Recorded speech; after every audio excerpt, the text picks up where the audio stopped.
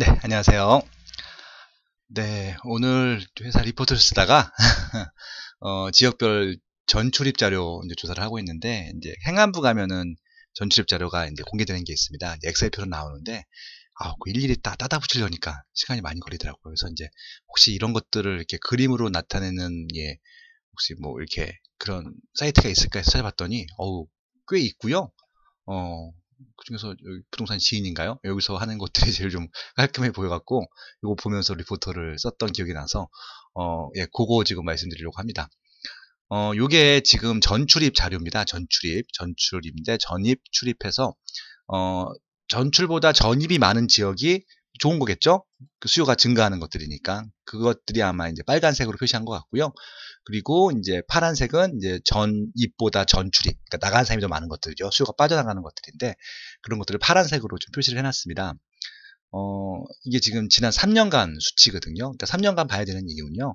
1년 동안에는 거의 움직임이 없고요. 그러니까 보통 이사를 하더라도 임차 같은 경우도 보통 2년 단위로 하잖아요. 최소한 이제 2년 이상을 보는데, 통상적으로 2년에서 4년 정도 사이에 임차를 바꾸시는 분들이 많다라고 해요. 물론 자가는 더 오래 사시고요. 그래서 보통 저는 이제 3년 정도 수치를 많이 보는데요. 3년 정도 이렇게 세팅을 해놓고 좀 보고 있습니다.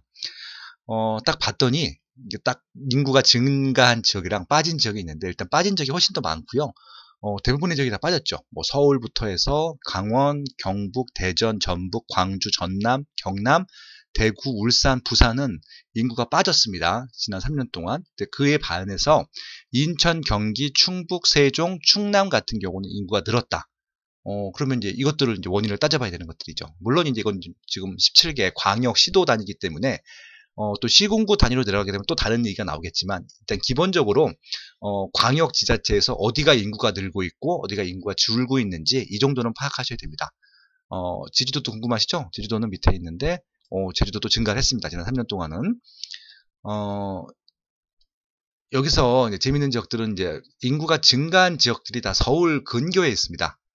이게 재밌죠? 네. 그러니까 이제 서울 근교에 있는 인천, 경기가 증가했고요. 그리고 이제 세종시가 증가했고요. 충남, 충북이 증가를 했는데, 이것도 지역별로 쪼개서 봐야 되겠지만, 세종시 같은 경우는 혁신도시잖아요. 충북엔 또 혁신도시랑 기업도시가 있을 거고요. 충남도 마찬가지인데, 그리고 충남 같은 경우는 이제 행정타운이 옮겨간 지역들도 있을 것 같고요. 아마 그런 지역들 위주로 오르지 않았을까, 그렇게 추정은 해볼 수 있을 것 같습니다. 그러면 인천하고 경기도는 왜 인구가 증가했을까? 네. 서울은 왜 감소했을까? 서울 집값이 많이 비싸기 때문에 서울 집값을 못 견뎌서 인천이랑 경기도로 옮겨가겠죠. 예, 그게 아마 이유일 텐데, 그렇게 말씀하시면은 20점짜리 답입니다. 이게 좀 언론이나 공개적으로 표현하기가 좀 그렇습니다. 왜냐하면 좀 위화감을 조성할 수 있는 말이기 때문에. 서울 집값을 감당 못해서 인천, 경기로 이사를 간 것이 맞죠. 일단 팩트만 보기로 맞는데, 그러면은 그 서울에 있는 집들은 공실이 됐느냐라고 하는 것들이잖아요. 그러니까 이제 밀려나기까지는 그 집을 더 비싼 돈을 주고 들어온 사람들이 있을 거 아니에요. 결국 이제 밀려났다는 표현이 맞을 것 같고요. 그리고 이제 더 돈을 더 많이 지불한 사람이 기존 입지, 서울 입지를 차지했다라고 보는 것들입니다. 그러니까 인구 같은 경우는 이게 크게 증가하지 않지만 세대수는 계속 증가하거든요. 전국 단위로 보면 거의 30만 세대가 증가하기 때문에 이 30만 세대로 신규로 생기는 30만 세대가 어디로 갈 것인가를 관심 있게 보셔야 되는데, 아마 기존 지역에서 유지하려고 하시는 분들이 많고요. 이제 그런 분들이 유지하려고 한다 보니까 좀 경제적으로 조금 약하신 분들이 밀려나는 거죠. 예, 그런 현상이라고 보시면 좋을 것 같아요. 그게 바로 인천과 경기도라는 것들입니다. 그러니까 결국 인천과 경기도의 입지가 좋아져서 서울서 옮겨가는 것이 아니라, 그러니까 인천과 경기도에서 입지가 좋은 곳으로 서울서 밀려나신 분들이 가신다고 보시면 될 것 같아요. 그게 정확한 표현일 것 같습니다. 그러면은 한번 쪼개서 볼게요. 그러면 이제 인천 같은 경우는 어디로 많이 가는지 한번 보겠습니다. 인천은 딱 보니까, 예, 서구, 중구, 미추홀구는 옛날 남구죠. 연수구죠. 예, 이런 지역들의 공통점은 시흥시도 많이 생겼네요. 늘어나셨네요. 뭘까요? 네, 새 아파트가 많이 생긴 지역들. 그러니까 이제 인천에서도 모든 지역들이 다 이렇게 인구가 늘어나는 게 아니라 새 아파트가 좀 많이 생겼던 지역들로 이주를 많이 했다라고 하는 것들이고요.